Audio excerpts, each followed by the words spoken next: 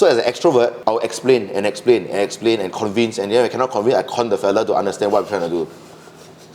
So the con is important. Yeah, so that's the difference. To con or to convince, but both are important. Right? Welcome to another episode of the Dabao Show. In this series, Days Off, we follow guests from the F&B industry on the day off to see what they get up to, have a meal with them, have a bit of tea, and maybe spill a bit as well. For today, our guest is Frank from American Taproom and co-owner of Laut. My name is Frank. I'm the co-founder of American Taproom and Laut, Singapore. On my off days, I like to eat, drink, and I don't know, party. That's it. So Frank, how do you get started in the whole deep dive into the whole F&B thing? It really started because there was nowhere else to go, right? So it started, I started working in a, to be honest, Pacific coffee company in airport. So I started working there like $3 per hour, part-time. My first 19 days, I made $700. Funnily, I was quite passionate about what I was doing then as a kind of like junior barista, right? So somebody complained, I don't know how to make cappuccino because my freaking foam wouldn't rise. Then I said, okay lah, fuck lah, I'm going to fucking practice until I fucking can do it lah. And F&B was always shortage of manpower. People started taking MC. Nobody wants to do the graveyard shift. You know, I got nothing to do, I just came out of army, like, fuck it lah, just do it lah, right? So I did it. And then the manager's like, why do you want to do it? So I can perfect my cappuccino. So in 2 days, I wasted, I think, over like 50, 60 cartons of milk. I don't care, you know my money anyway, right? I did it, and customers love it. And the customers there, like not just tourists, they're like, yeah, that's a good cappuccino. I'm like, oh, thank you. And that was like day 4 of work. I started to feel satisfaction in what I do in terms of like, when people recognize your efforts, I think that's something that money can't buy. And obviously back then I was young, I didn't even know what that means or what that feeling was, right? I just moved on in life and they increased my salary to like $450. I said like, fuck this, I'm not going to do this anymore. Because they're making use of me, they're making me do like managerial work for like a part-time salary, right? And I had no education, no whatever, so there's no way they could give me a manager position. So how I started the beer place by chance, a good friend of mine from secondary school called me and said, hey, you like to drink a lot, right? Okay, why don't you meet me for some beers lah? So I said, okay, sure, let's go. So we met at this bar called O Empire Gastro Bar at Valley Point. They had like a huge range of craft beers, all in bottle format, no draft. And then the staff was, hey, that dude there has been drinking like 8-9 craft beer, 5 pints of beer, you know. I think by the time the owner came to talk to me, it was 14 pints, I think.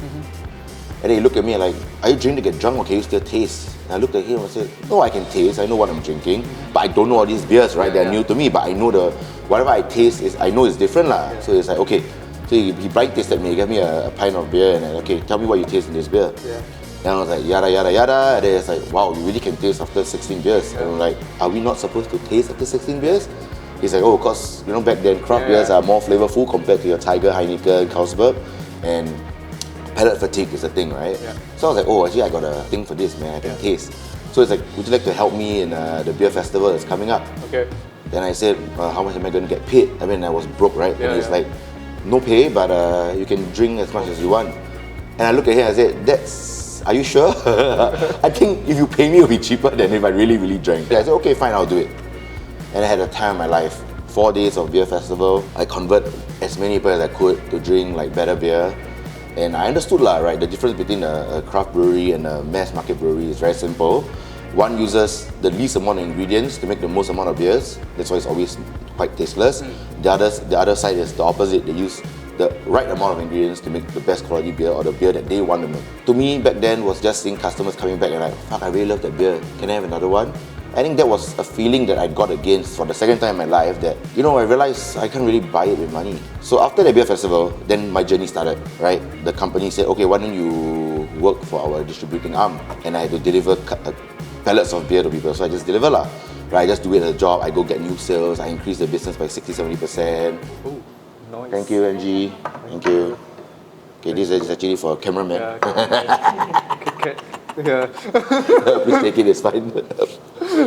So then the funny thing was, after a while the owner is like, hey, fuck lah, I really trust you now. It's been like what, couple of months. Why don't you just be like a part-time manager for me here? I pay you on a day-to-day basis and then you just close the cashier for me. Anyway, I'm here drinking anyway, right? I said, okay, but can I drink on the job? He said, yeah, sure. As long as you don't get drunk, which I never did. As long as you don't get drunk. Yeah. And I never get drunk when I'm working. Then I thought it was a perfect thing for me, right? So I was working at that place non-stop from 10, I mean, for this company really, I was working 2 jobs most of the time. And I think that's kind of instilled in me that I always need to have 2 jobs, or 3 jobs if I can, right? And that's how the career started For me, I always remember you as like, kind of like a PR, people relations, public relations. Like you, I mean, even Laut mentioned this to me, but like, you're very good with your connections. I think it's being genuine to people. Same thing as why when I started American Taproom here, within like 6 months to a year, we had like all regulars. Like people will just come on a day-to-day basis, even if it's just for a pint of beer. Sometimes they just come in just to have a good conversation with me, and I never ever force them to drink more or less. It's really more of the environment. They come, they like the space, and I think PR is something that, or rather hospitality, right? People like to use this term, hospitality. I don't feel like there's a proper way to do it. I think you just got to be genuine with it. You just got to talk to people the way you would like people to talk to you. Being lucky enough to travel before I started ATR to the US, and I realized like, even customers there, they are so genuine.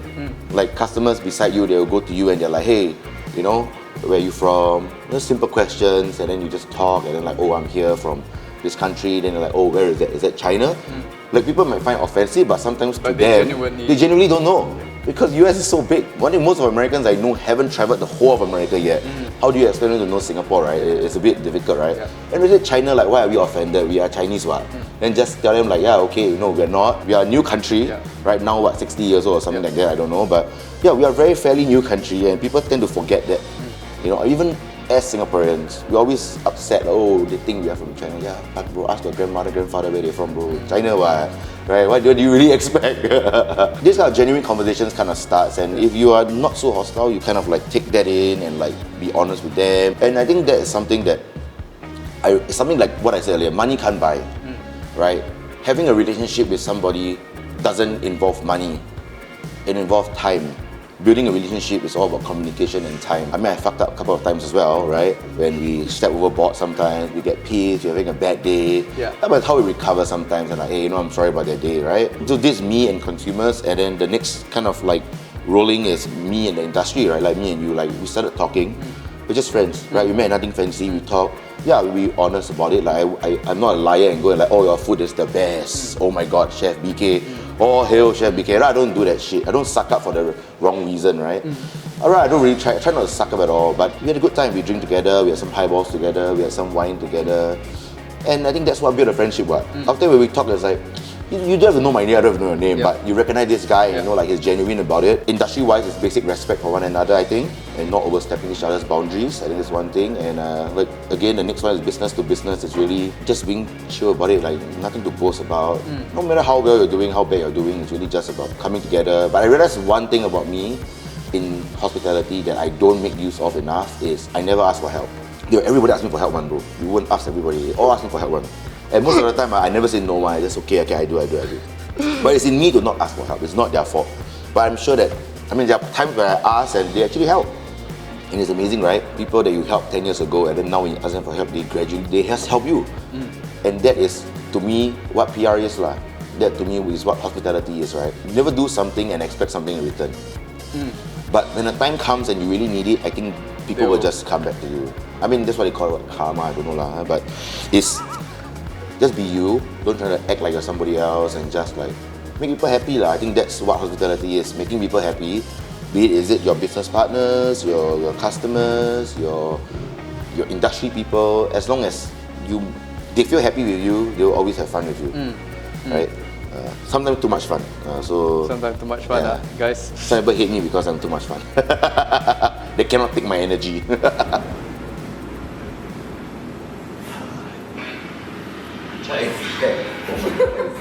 How do you get good at it? Because some people can be closed up, right? They may not be as good as talking to people. We've seen in F&B, some people can be like, I'm good at making a beer, I'm good at making a burger, but I may not be able to like sell this or like talk to customers as well.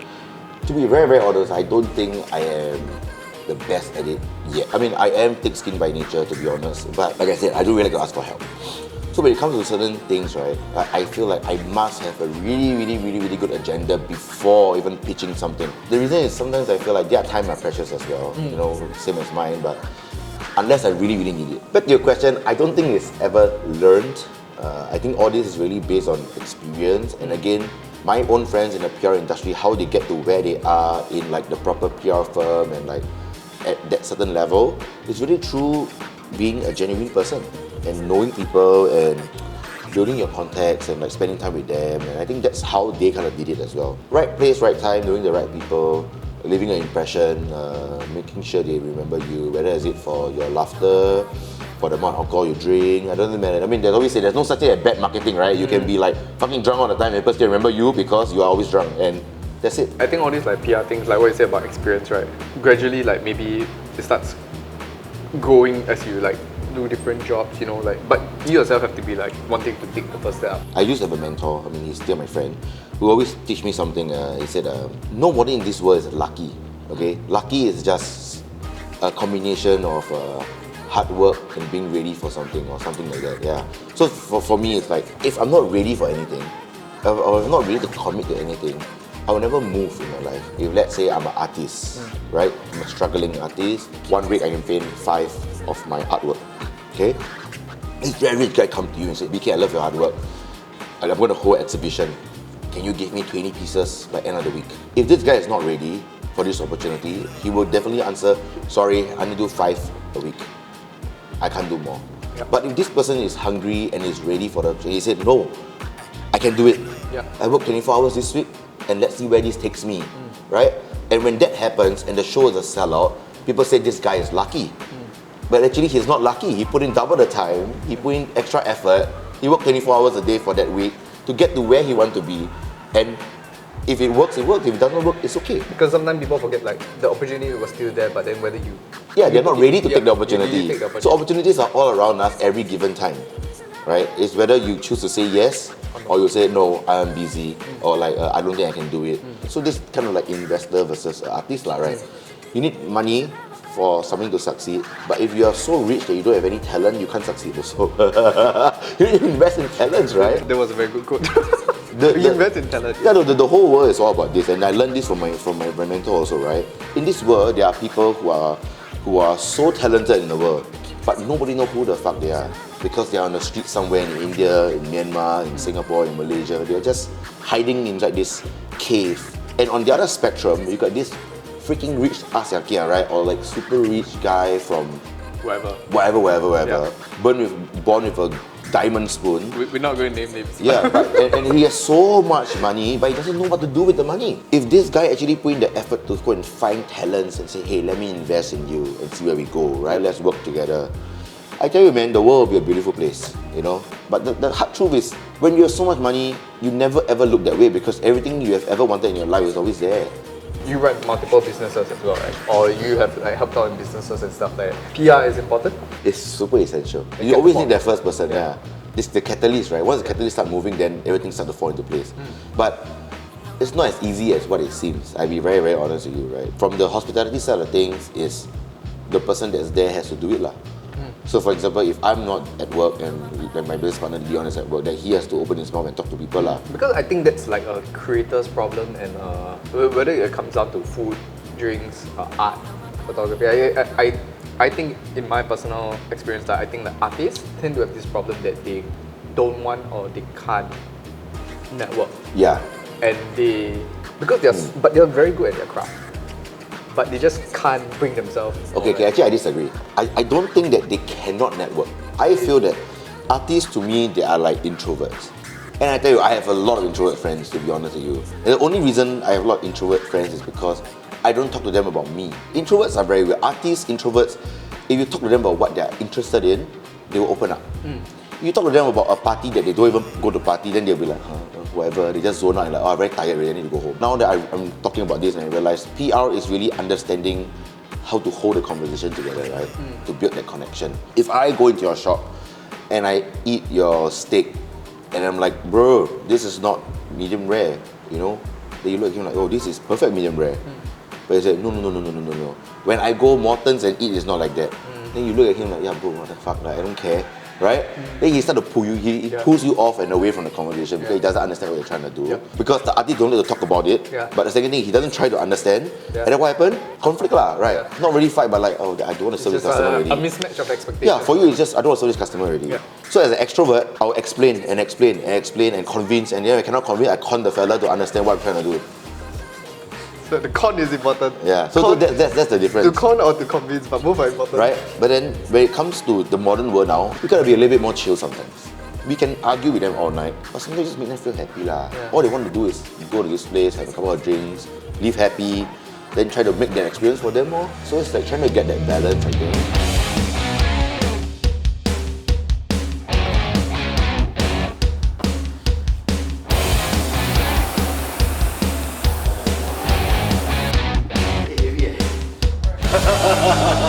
So how far do you think like this whole, set of PR networking skill got you through? A lot, actually. I've almost never got a job because I'm qualified for it, I guess. I always got a job because people believe in me. I think this like 8 years ago, I met this guy called Rob. I would name him because he moved back to the US anyway. I didn't know who he was. He was just a customer, right? He didn't know who I was as well. We just talked, and after like 1.5 years, he's like, "What do you actually do?" I said, "Oh, actually, I'm back in logistics." He's like, "Really? Oh, which company?" And I told him the company is one of the big four. And he's like, "Okay, are you ready to leave?" I was like, "Why? Join me." I was like, "What the fuck do you do?" He said, "I'm in the logistics industry as well." "Okay, which department are you in?" "I'm in sales." He said, "It doesn't matter. If I like you, I hire you. But I don't have the right qualifications. Tell me, what do you do?" "Oh, I'm the regional marketing director." And I'm like, "Okay, but I'm getting paid this amount now. Yeah, I'll offer you triple that. It's fine." And I started to realize that it clicked. It doesn't matter how qualified you are sometimes. If this guy wants you and he likes you, he will hire you. And he stalked me for 1 year after that because I refused to join him. Right? I'm going to start my own business. He's like, no, Frank, come on. Join me. I swear you just need to be my bitch, right? I have no experience in this freaking marketing industry, number one. I have no idea how to market a logistics company to anybody. Like, I can't take this job. So back to what we talked about earlier, right? Like opportunity, and I could be that lucky one if I said yes. Yeah. And I joined him, and now I'll be some like global marketing director for this big four logistic company, right? But I said no because obviously I wouldn't do it. Like, what the shit is wrong with you?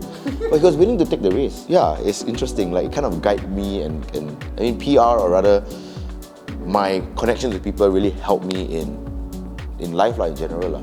So, but like in this reference to like say ATR and Laut, like definitely, I mean, I've seen some signs of you at least for Laut's sake. Like even sometimes when I'm there, Leon might be busy making the drinks, right? And then you just swoop in and it's like, "Hey guys, this is your first time here," that kind of thing. And then people just gradually ease in. Yeah, so we always start with an intro at Laut, right? During the intro, they know maybe 10% of what we do. And then as the time builds, as they ask questions and we start interacting with them, we tell them more. But like even till today, I think only like a handful of customers get to experience and understand what we do 100%. Back then, as a 60-seater, it was very, very difficult for me alone to talk to every customer, right? Yeah. It's crazy. Peak hour, I tell you, my underwear was wet. I'm in this role to tell Leon's story. I've never seen myself as a person who steered the direction for Laut. Like, Laut to me is always Leon's dream. It's always what he wants to do. And he's just a bad storyteller. I mean, that's the truth. He sucks, yeah. So for me, it's always trying to find his angle and trying to push it out to people so that they understand what he is trying to do. So yeah, people call me the face, I'm the mouth. But really, without him, there's no Laut. I told him many, many times. Being creative is not as easy as it sounds. Let's put it that way. You can give me everything in front of me and I will just make a mess of it, right? But if you can tell me your story and I understand your story, I think people will understand the story better through my mouth than through Leon's mouth, for example. So I'm assuming that you believe in it as well, and then you are, with your networking or that you push out, because it's also something that you believe in. You have to believe in something you do. Even if you don't believe it, and if you join this company or you are in this position, you have to believe it. You have to force yourself to believe it. Because if you yourself don't believe it, how do you make other people believe it? It's impossible. You can only sell ice to Eskimo if you believe that the Eskimo will buy the ice. Why is your ice better than the ice that comes free? Why does this fella have to pay for this ice? Right? If you can achieve that, it's because you truly believe in what you're selling. Facts are facts. You can't hide from facts. You can't run from facts. Facts will always be there. And it's just putting it across in a short form or a story in that concise 2 to 3 minutes. How do you make them believe something in 2 minutes? And actually it's knowledge and obviously the human touch lah, being able to talk to them on a certain level that they believe you lah. It's real, like being real with your connections, but being real with the story, being real with the whole people lah, in general. And you makes it a lot more easier for you to do that PR because everything you do that you feel at the point like When they trust you, whatever you say, they believe, right? at least like 90% of the time lah. I mean, We are not God lah, we don't know everything lah. So sometimes when we really don't know and they catch us, some customers catch us off guard, to be honest. And we just, what would a friend do? Just apologize, hey, sorry. I think you are right, right? And that's it. Yeah. No ego, don't need to outplay, downplay, just say that and then they're like, move on lah, the next topic. And I think it's totally fine. it has helped Laut, it has helped ATR, like all these things that you believe in, push the products, the brand, and everything. It speaks for itself. Correct. You're there. But it's not sustainable. How can I be everywhere? I can't be at 3 places, 2 places at a time, right? So the whole idea is actually to kind of like groom the person below you. But in F&B, it's extremely difficult. They may not want to be pushed. So I can tell you this, in the beginning when I was running it on my own and hire people, and those that actually stay, like really want to learn from me, and those that learn from me, end up, they start their own place. Yeah. Right? And I'm very happy for that. I mean, I'm really happy for them, okay? Don't get me wrong. But those that stay are those that don't want to do more. And a lot of people quit because when I tell them to do more, they feel like they're doing too much. But I always tell them, like, doing more is not just for me or the business, it's for you to grow, right? As an employee, you are working part-time or full-time, where do you want to be in 5 years, 10 years, right? Do you have to ask yourself that? Why am I helping BK during dinner service? Because I'm learning, right? I'm learning things that you do. I'm watching you every moment from prep shift to service. I'm learning, I'm growing myself. Yes, you are paying me to help you. Yes, I am helping you, but I'm actually helping myself. I'm learning how to cook better, how to season better, how to think like you so that I can do my own thing my own way in a different cuisine, but I apply. It's generic, right? How to cut a vegetable is generic. When I watch you do, I ask you questions, I learn. So it's the same thing. But in certain F&B space, it's not like that. Like people want to go and work for like Michelin star restaurants and stuff. It's like how I have a friend who has an office in Tuas, want to hire this admin girl, but she refused to work for double the salary. She'd rather take half the salary and work in CBD because she wants to be in CBD. But she never questioned herself, like, why? What do you learn? A big corporate company, you are just a photostatter, I don't know, you just go and copy shit for people and stuff. You don't learn anything. And they pay you half the salary and you're willing to be there because it's CBD. A smaller company can teach you so much more. People like me and you, we are so willing to share and groom and what recipe is never a secret. I teach you, no problem, right? It's different. Learning is the first step, right? And you're getting paid to learn in this industry. Bro, which other industry does that? You're getting paid to learn for... It's not free, it's better than free. You're getting paid. And people are complaining, I don't get it. But that's the industry. So it's not sustainable, right? I can't be at 2 places at the same time, which is why you need partners, you need people to kind of like step in as managers to like help with the PR and stuff like that. Even if they're 30% of you, 40% of you, I think it's superb. Because I realized you can never expect somebody else to be 100% of you because they are not you. And I think that's something I learned very hard back in my days. Like I've been scolding people, even my own friends who come and work for me, we almost didn't become friends anymore because I was so hard on them. But I always explain to them, I'm hard on you because I want you to learn fast, climb the ladder, right? I'm giving you a career path, but you need to talk to people, PR, build a connection, let people come back for you. I have to say, I think it was a mistake that I've learned on my end, that you can never expect people to be like you 100%. What do you think about banter in general? Like for customer relations? I'm very extreme. Okay, banters I'm very weird. I'm very extreme when it comes to banters. I like to use like the worst case scenario versus best case scenario. Okay, like when I go on a diet, I don't go like, oh, I'm gonna go on a half diet and go drink alcohol. No. Yeah. If I'm on a diet for 2 months, I fucking don't touch alcohol at all. You want me to work out with you, I'll do it. So I'm like that. So last year, 2 months I did it. I was really just here all the time. Just like doing all my shit, eating chicken breast. 20 kg of chicken breast a week. Yeah, that's what I ate. It's fucking retarded. But I didn't even eat carbs. So no rice, no noodles. So this is just me. I'm very like, so when I go to banter, I'm very extreme also. When I talk to a customer, like we had this conversation about pronouns, like they, them, right? Like why they, them? It's very sensitive, I know, you can cut this out, it's fine. But it's kind of like, why not create something new? Right? Why do you use the existing word and confuse the whole world? Like, I don't get it, right? And then we were talking to like 5 girls and they were very serious about it. And me, Leon, we had this banter with them for a good like 20 minutes. And it was really, really fun. So with consumers, I get away with it still, don't get me wrong. Because I change topic or I do take something else funny, you know, I change topic and they forget about it. But I don't win all the time. I lose most of the time, to be honest, because they always say, "Hey bro, cannot like that one lah, cannot so extreme one lah. Must use like life situation." What the hell? It's achievable. What being so extreme, you know? So bantering, I don't know. I think industry more fun lah. Difficult one. What the? Salsa. What the fuck is that? $48 only. $30. What is Kiss Trust? 10 a.m. to 2 p.m. Oh, it's only daytime. Maybe after that it's normal time already. No, normal price. Normal price. Asking for a friend. Asking for a friend. So what's the end game in all of this? Final plan is to retire lah. I mean, don't we all, right? Don't we all? No lah, I think my end game is to make sure this place is stable and Leon can run it happily, and we have somebody else that's backing him, that we work well together, and then I just sort out the back end and my own free time and make sure everything is on time and, you know, the back end stuff lah. Carry the dream forward for... Yeah, of course. Helping somebody achieve their dream, yes, money helps, but it's not always about the money.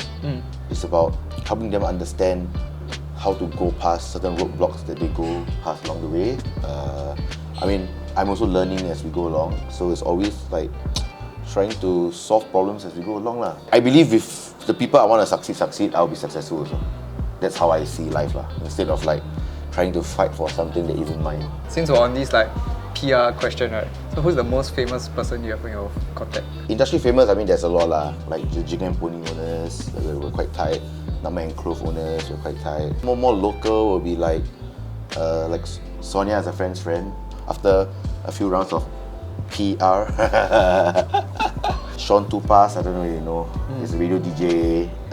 He teaches spin classes, and then now he got this own like some dead bot training that I signed up because trying to get rid of poop, you know. Actually, I used to know this person that is very famous. She's like my distant cousin apparently, but I haven't met her for a while. Like very long now, I see her already. Okay. But yeah, she is Zoe Tay. Yeah, I know a lot of brewery people from around the world. I think that is another side of my life that I'm very close to. A lot of brewers, head brewers, owners of different breweries. So you are partners in both a beer and a cocktail place, right? Which one you like to drink more? To be honest, I drink a lot more wine now. Shit. Maybe I should start a wine bar soon, I don't know. It's very different. It's always like, you know, like a pizza chef don't really eat his own pizza. No, it's very funny. So when I used to in beer, I drink a lot of beer, right? Yeah. Then after a while, I kind of like want to change something else, right? So I drank a lot of cocktails. Then when I started cocktail, but I stopped drinking cocktail. I drink a bit of beer now, but then I drink more wine. And then I don't know, man. Maybe I open wine, I don't drink anything. I quit drinking. Water is life. Protein shake.